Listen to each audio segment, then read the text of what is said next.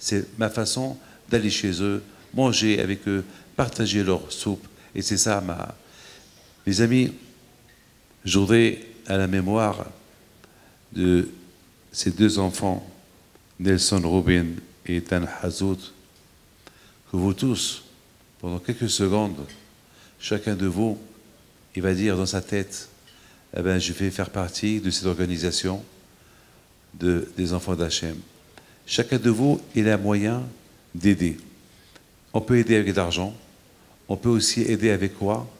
Avec être bénévole. Alors le bénévolat, c'est très important. Et vous avez des feuilles que vous allez remplir, vous avez des stylos que je vous ai apportés, que chacun va garder ce stylo avec l'aide d'Hachem. Remplissez le papier que vous avez. Vous allez, Be'ezat Hachem, donner un peu de votre temps. En donnant un peu de votre temps. Regardez Moshe Rabbeinu alav shalom, toute sa vie il a donné pour Am Israël.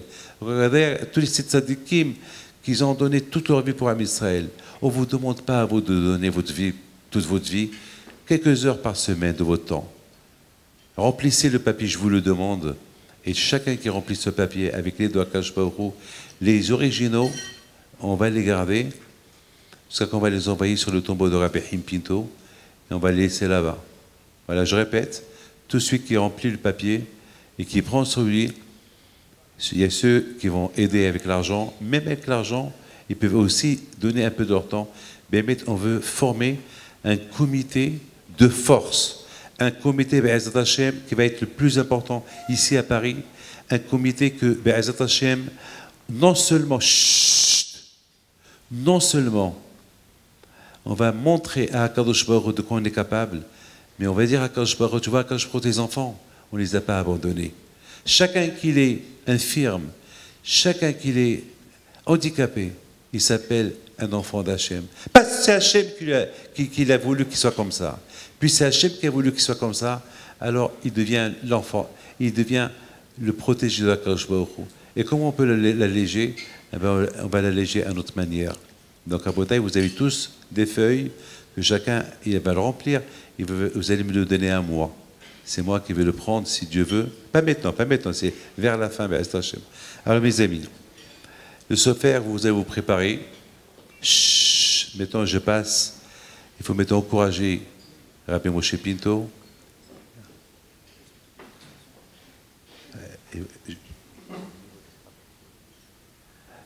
Maintenant, Rabbi Moshe, après, il va vous expliquer c'est quoi le but de l'association. Mais moi, aujourd'hui, renforcer mes enfants dans leur but, je veux que chacun, il se lève, il va remplir une lettre à 2600 €, 2600 €, il va prendre un cadeau, il va venir chez moi, je donne les haïm. Les premiers qui vont se lever maintenant, ils vont partir là-bas, il va y avoir des gens qui vont encourager.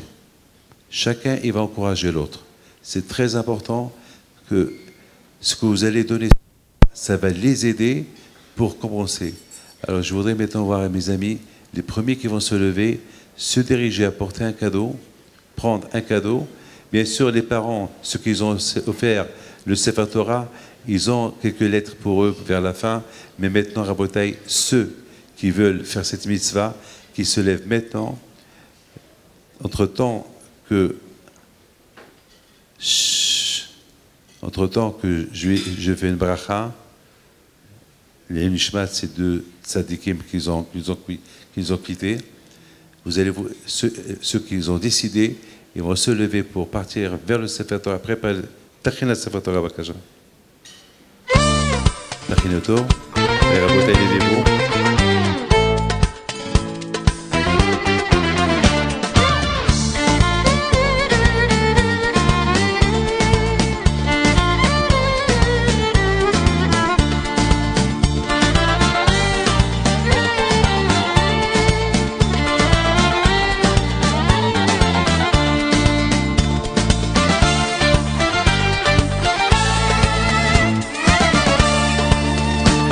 Hashem, Elokei Israel, מן העולם ועד העולם. Baruch Hashem, Elokei Israel, מן העולם ועד העולם.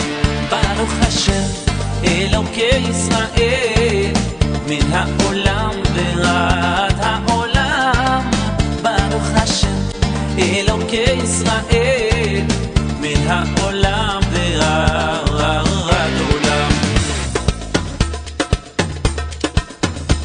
ויאמרו כל העם ויאמרו כל העם אמן אמן והלל השם ויאמרו כל העם ויאמרו כל העם אמן אמן והלל השם ויאמרו כל העם ויאמרו כל העם אמן אמן והלל השם ויאמרו כל העם ויאמרו כל העם אמן אמן והלל השם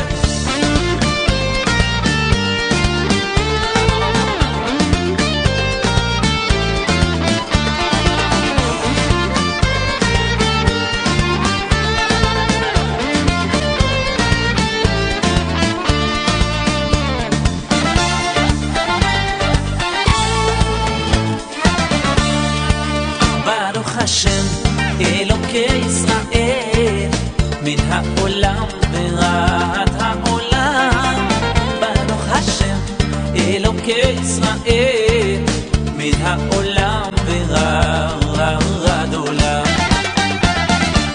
ויאמרו כל העם ויאמרו כל העם אמן אמן והלל השם ויאמרו כל העם ויאמרו כל העם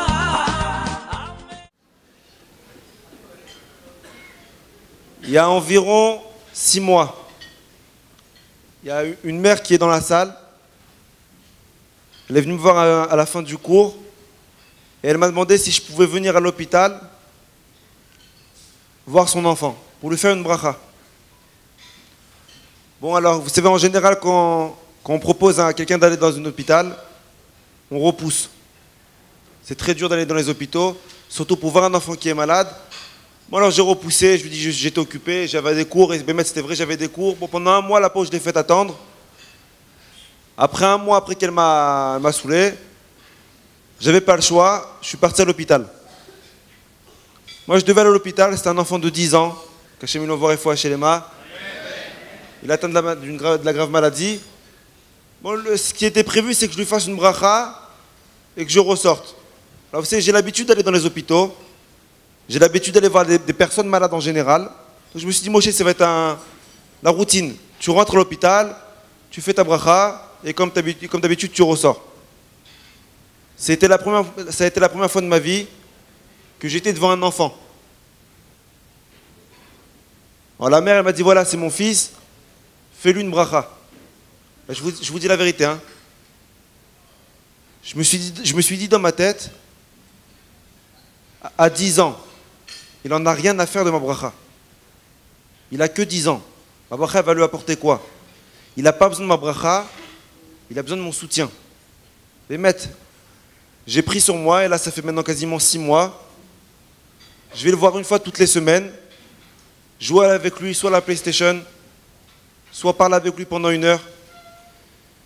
Vous ne pouvez pas vous imaginer. Il attend ce jour-là, en général c'est le mardi. Il attend le mardi avec impatience que je vienne 2 minutes avec lui. Je suis avec lui une demi-heure, 1 heure. Malheureusement, ces enfants-là, ils n'ont pas beaucoup de personnes à qui parler. Vous savez, au début, quand quelqu'un est malade, au début, tout le monde vient le voir.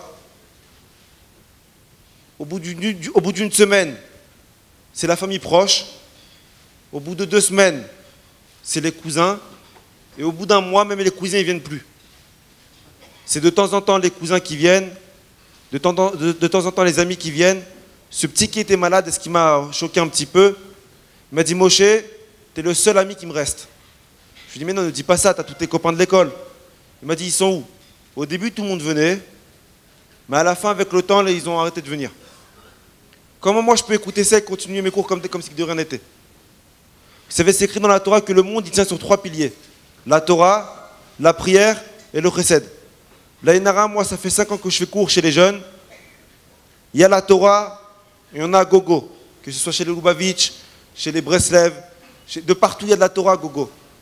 La prière Blainara, dans le 19e, il y a plus de 80 synagogues. Mais excusez-moi, chez nous les jeunes, il n'y a pas beaucoup de solidarité. Il y a beaucoup de Torah, beaucoup de Chesed, mais pas beaucoup de solidarité. Chacun y vit dans son monde, chacun y vit sa propre vie. Malheureusement, le mot Chesed, il s'est transformé, il a été remplacé par le mot service. Il n'y a plus de Chesed. Alors c'est pour ça que j'ai parlé avec mon petit frère et avec mon père. Et vous ne pouvez pas vous... Moi, c'était très dur de monter l'association, parce que c'est dur de rentrer dans les hôpitaux, parce que après, c'est dur de s'occuper que des enfants juifs, après il y a aussi les autres enfants. On ne veut pas s'occuper de tout le monde, dès qu'un jour on arrive.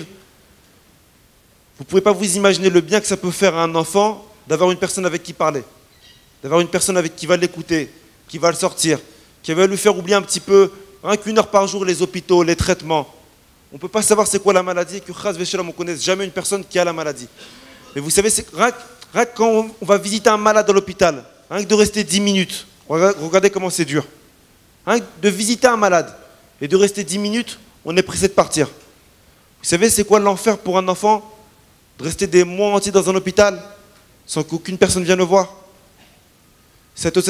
L'association qu'on a ouverte, on ne gagne pas 1 euro. Et c'est au contraire, si Dieu veut qu'on mette tout notre argent dedans, on va mettre nos temps, nos idées. Je sais qu'on n'a pas beaucoup de temps, moi et mon frère. On se rajoute fois 10 de travail. Mais Bémet, ça vaut le coup. Rien que de voir un sourire d'un enfant. Au moins qu'il a à qui parler, qu'il a à qui s'adresser, qu'il a à qui vider son cœur, qu'il ait à quelqu'un qui va le conseiller. Je sais comme quoi il y a eu énormément de galas cette année, que vous avez aidé énormément les yeshivot. Je vous félicite. Mais là, ces enfants, ils ont besoin de vous ce soir. Tout celui qui peut aider. 100 euros, 200 euros, on prend tout. Ça va nous permettre d'acheter du matériel médical. Ça va nous permettre de pouvoir les sortir, de pouvoir, si Dieu veut, s'agrandir. Et bien, sachez que chaque sourire qu'un enfant il fera grâce à vous, Hachem, il vous ouvrira les portes. Que ce soit les portes de la bracha, les portes du mazal. Vous savez qu'on a tous besoin de quelque chose. Que ce soit le mazal, la bracha, la panassa. Mais si Hachem, il voit qu'on se soucie de l'autre, Hachem, il se souciera de toi. Si Hachem, il voit que tu ouvres ton cœur aux autres, Hachem, il ouvrira son cœur à toi. Mais si Hachem, il voit comme quoi le seul mot que tu arrives à entendre quand tu as vu ce film-là, Bémet, Mechila, mais si quand vous avez vu ce film, le seul mot qui vous est venu à la tête, c'est miskin le pauvre, et bien quand vous aurez un problème, le seul mot qu'Hachem dira, ça sera miskin le pauvre. Si vous voulez qu'Hachem vous aide dans vos problèmes, il faut aider les autres dans leurs problèmes. Je sais comme quoi vous avez aidé, je sais comme quoi vous êtes toute l'année pour les autres institutions, que c'est encore une nouvelle institution qui ouvre, c'est très dur à aider, mais sachez comme quoi c'est des enfants. Et celui qui rend le sourire à un enfant, Hachem fera son maximum pour lui rendre le sourire. Voilà, merci de m'avoir écouté. Jean-Claude Roubin, qui a souhaité vous adresser un certain nombre de messages. Messieurs les rabbinim, avec votre permission, mesdames, messieurs, filles et fils d'Israël, ce message est pour vous. Tout d'abord, c'est au nom de Jean-Claude Roubin, ici présent, que je m'exprimerai. Et veuillez faire des paroles que je prononcerai la traduction la plus fidèle de sa pensée et celle de sa famille. Nous sommes réunis ce soir pour inaugurer un Sefer Torah à la mémoire de tous les enfants disparus brutalement au cours des mois passés. Nous sommes également présents pour soutenir une initiative généreuse réalisée par les éléments les plus actifs de notre jeunesse, à savoir l'association dénommée les Enfants d'Hachem. Nous sommes réunis en ce lieu hautement symbolique